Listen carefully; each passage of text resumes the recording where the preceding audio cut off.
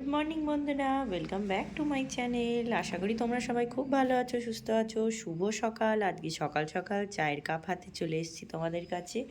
সকালবেলাটা আজকে খুব ঠান্ডা, আর আস্তে আস্তে ঠান্ডাটা কমেই যাচ্ছে। আর এরকম সকাল সকাল একটু গরম গরম লিকার চা বিস্কুট খেতে সবারই ভালো লাগে। চলো তোমাদের একটু আজকে সকালের চারিপাশটা একটু দেখাই।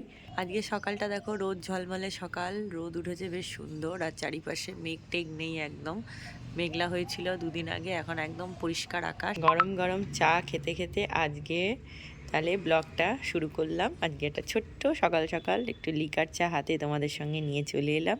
তোমরা সবাই ভালো থেকো, সুস্থ থেকো। আশা করি তোমরা সকালটা খুব ভালোভাবে কাটাও, সারা দিনটা তোমাদের খুব ভালোভাবে কাটুক।